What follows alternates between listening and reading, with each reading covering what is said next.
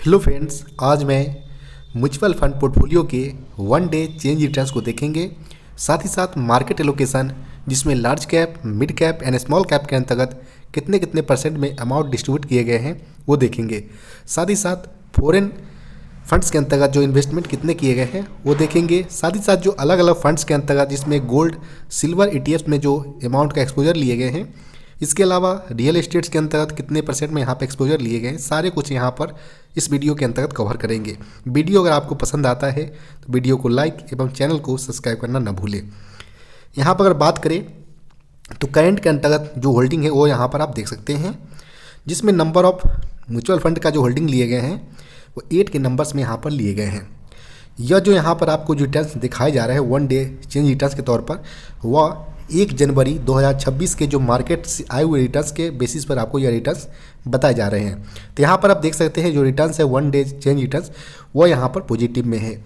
Total returns की अगर बात करें तो यहाँ पर देख सकते हैं इन्वेस्टेड अमाउंट यहाँ पर टोटल आप देख सकते हैं। इसके अलावा अगर बात करें XIRR का, XIRR जो होता है वह यहाँ पर extended internal rate of returns को शो करता है। इसमें लाइफ टाइम्स और एक एक्टिव यहाँ पर होती है। लाइफ टाइम जब से यहाँ पर इन्वेस्टमेंट का शुरुआत किया गया था, इस दौरान अलग अलग टाइम फ्रेम्स के अंतर्गत इन्वेस्ट किए गए अमाउंट्स और रिडेम्पशन में डाले गए अमाउंट्स सारे के ऊपर जो यहाँ पर टोटल ओवरऑल रिटर्न्स निकलते हैं वो यहाँ पर लाइफ टाइम XIRR के तौर पर यहाँ पर जाना जाता है। यहाँ पर बात करें तो यह 5.42% यहाँ पर दिखा रहे हैं जो कि लाइफ टाइम XIRR के तौर पर है। सेकेंड यहाँ पर है एक्टिव XIRR, जो यहाँ पर करंट के अंतर्गत जो होल्डिंग्स है इस पर आए हुए रिटर्न्स को यहाँ पर शो करता है। और एक्टिव XIRR की अगर बात करें तो यह करंट के अंतर्गत 12.24% यहाँ पर दिखा रहे हैं।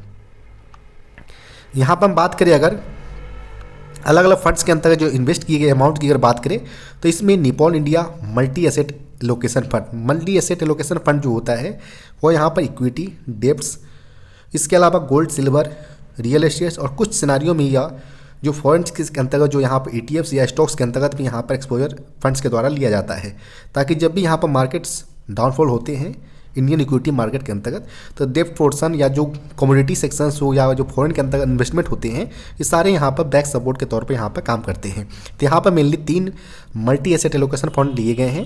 तो यहाँ पर 3 बात करें Nippon India DSP multi asset allocation fund और यहाँ पर व्हाइट ऑक capital multi asset allocation funds में यहाँ पर एक्सपोजर लिए गए हैं। एक यहाँ पर पराग पारिक का फ्लेक्सी कैप है। ये भी जो फ्लेक्सी कैप है या large cap, mid cap and small cap का एक्सपोजर यहाँ पर देता है।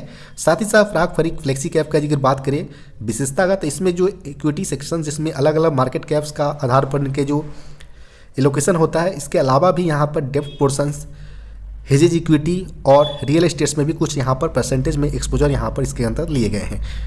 इसके अलावा यहाँ पर बात करें तो इडलबीस US technology fund of fund जो है वो US मार्केट में आने वाले JP Morgan फंड्स के अंतर्गत अपना यह अमाउंट एक्सपोजर करते हैं, इन्वेस्ट करते हैं। तो ये एक फंड ऑफ फंड्स की कैटेगरी में यहाँ पर आता है। डेप्ट्स के सिनारियो में अगर बात करें तो 2 प्रकार के यहाँ पर फंड्स रखे गए हैं, Nippon India short duration funds और सेकेंड जो है यहाँ पर ICICI prudential credit risk funds को यहाँ पर इंक्लूड किए गए हैं।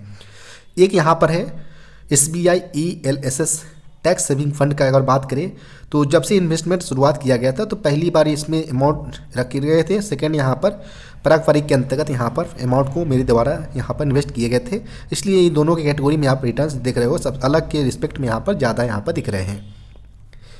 वन डे चेंज रिटर्न्स की अगर बात करें यहाँ पर तो यहाँ पर निपॉन इंडिया के अंतर्गत प्लस में है, पराग पारिक के अंतर्गत थोड़ा सा नेगेटिव यहाँ पर से।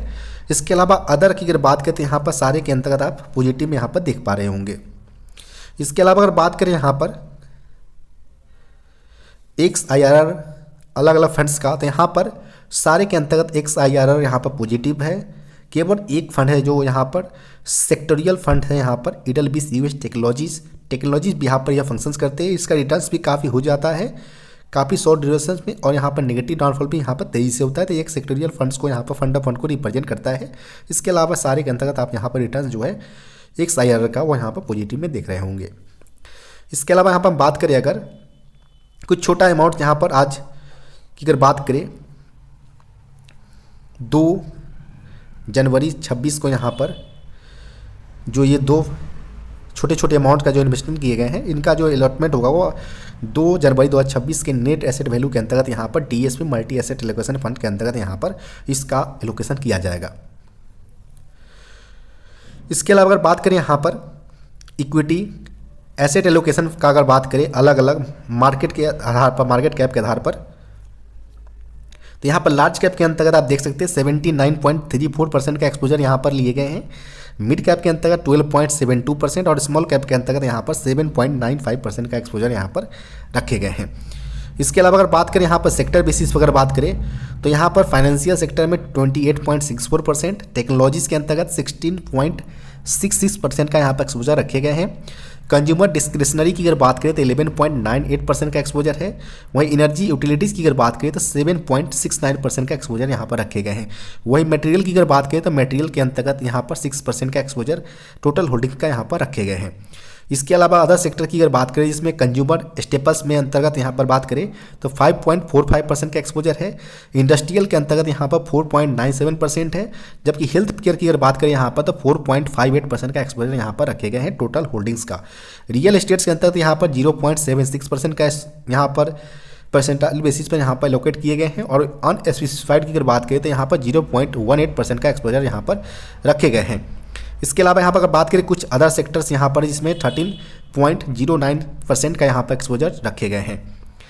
इसके अलावा यहाँ पर बात करें अगर कंपनी वाइज अगर देखें तो यहाँ पर जेपी मॉर्गन फंड जो है वो यहाँ पर इडलवीस का जो US technology fund sectoral funds के द्वारा यहाँ पर इस प्रकार के फंड्स के अंतर्गत यहाँ पर एक्सपोजर लिए जाते हैं। टोटल होल्डिंग का यह 7.70% यहाँ पर है। इसी प्रकार आप अलग अलग चाहे वो एचडीएफसी बैंक हो या अगर गवर्नमेंट सिक्योरिटीज़ के अंतर्गत यहाँ पर परसेंटेज वाइज एलोकेशन यहाँ पर अमाउंट्स का देख सकते हैं। इसके अलावा यहाँ पर बात करें अगर निपॉन इंडिया ईटीएफ गोल्ड बीज का तो यह Nippon India multi asset allocation funds के द्वारा यहाँ पर इस प्रकार के गोल्ड ईटीएफ को यहाँ पर इन्वेस्ट किए जाते हैं। ईटीएफ जो होता है एक्सचेंज ट्रेडेड फंड होता है। यहाँ पर एक्सपोजर जो है वो 3.53% का यहाँ पर लिए गए हैं। इसी प्रकार आप अदर कंपनीज की अगर बात करें यहाँ पर तो इसमें एक यहाँ पर वर्ल्ड ईटीएफ जो है exchange traded fund MSCI iShares का, इसमें एक्सपोजर जो है 2.42% का लिया गया है। और यह एक्सपोजर जो है वो Nippon India multi asset allocation fund के माध्यम से लिए गए हैं। वर्ल्ड ETF जो है वो अलग अलग कंट्रीज के जो टॉप मोस्ट कंपनी जो होते हैं उनको यह ट्रैक करता है, जिसमें जापान, ताइवान, चीन, US मार्केट जैसे जो मार्केट टॉप मोस्ट कंपनी होते हैं उनको यह ट्रैक करता है ETFs, और उस पर बेस्ड ईयर रिटर्न्स को यहाँ पर दिखाते हैं। अगर बात करें अदर टाइप्स के जो स्टॉक्स जो कंपनीज है इनका परसेंटेज वाइज यहाँ पर आप रिटर्न्स जो मार्केट जो यहाँ पर एलोकेट किए गए अमाउंट्स का वो यहाँ पर देख सकते हैं टोटल होल्डिंग्स का। इसी प्रकार आप अलग अलग यहाँ पर देख सकते हैं। एक यहाँ पर फॉरेन स्टॉक यहाँ पर रखे गए अल्फ़ाबेट इंक क्लास ए, इसमें एक्सपोजर जो है 1.55% का लिया गया है। यह US बेस्ड स्टॉक है। इसके अलावा अगर बात करें यहाँ पर माइक्रोसॉफ्ट कॉर्पोरेशन में तो एक्सपोजर जो है 1.15% का यहाँ पर लिया गया है। निपॉन इंडिया का सिल्वर एक्सचेंज ट्रेडेड फंड की अगर बात करें तो यह Nippon India multi asset allocation fund के माध्यम से 1.05% का एक्सपोजर टोटल होल्डिंग्स का यहाँ पर रखे गए हैं। इसी प्रकार आप यहाँ पर अगर बात करें Amazon.com इंक्स जो कि US बेस्ड स्टॉक है, इसमें एक्सपोजर 1.02% का, जबकि मेटा फेसबुक की अगर बात करें तो इसमें 0.98% का एक्सपोजर टोटल होल्डिंग्स का यहाँ पर रखे गए हैं। इसी प्रकार आप रिलायंस इंडस्ट्रीज हो, स्टेट बैंक ऑफ इंडिया हो, अलग अलग कंपनीज के अंतर्गत यहाँ पर परसेंटेज वाइज यहाँ पर टोटल होल्डिंग्स कितना है वो यहाँ पर देख सकते हैं। इसके अलावा यहाँ पर बात करें DSP का निफ्टी 50 इक्वल वेट्स ETF की अगर बात करें तो निफ्टी 50 जो है भारत के जो टॉप 50 कंपनीज है इसको यह रिप्रेजेंट करता है, जिसे लार्ज कैप के तौर पर खासकर जाना जाता है। और यह DSP के द्वारा लाया गया है और यह निफ्टी 50 के इंडेक्स को यहाँ पर ट्रैक करता है यह ETFs। और इसमें अगर बात करें 0.78% का यहाँ पर एक्सपोजर लिए गए हैं DSP multi asset allocation fund के माध्यम से। इस प्रकार आप यहाँ पर बात करें एक जो यहाँ पर रियल एस्टेट बेस्ड स्टॉक्स है जो कि एम्बेसी ऑफिस पार्क्स है, इसमें एक्सपोजर 0.72% का यहाँ पर लिए गए हैं। इसी प्रकार आप अलग अलग स्टॉक्स कंपनी जो है इनका percentage wise allocation total holdings का आप देख सकते हैं। यहाँ पर बात करें DSP का सिल्वर ETF में एक्सपोजर जो है 0.50% का यहाँ पर रखे गए हैं। इसी प्रकार जो यहाँ पर देख सकते हैं कैनरा बैंक या जेडूस लाइसेंसेज लिमिटेड का, ये सारे यहाँ पर के अंतर्गत 0.47% है। कैनरा बैंक का यहाँ पर बॉन्ड्स लिए गए हैं जो कि 0.41% का यहाँ पर बॉन्ड्स है। इसी प्रकार बैंक ऑफ बड़ौदा का बॉन्ड्स रखे गए हैं 0.40% का। तो यहाँ पर सारे कुछ ETFs हो, कमोडिटीज हो, इसके अलावा अगर बात करें तो रियल एस्टेट्स हो, इक्विटी सेक्शन हो, फॉरेन इन्वेस्टमेंट हो, सारे का एक मिक्सचर कॉम्बिनेशन के तौर पर यहाँ पर रखे गए हैं। इसी प्रकार बात करें यहाँ पर जो लास्ट में जो छोटे छोटे जो काफ़ी जो यहाँ पर कंपनी वाइज है, इसका परसेंटेज यहाँ पर 30.71% का यहाँ पर रखे गए हैं।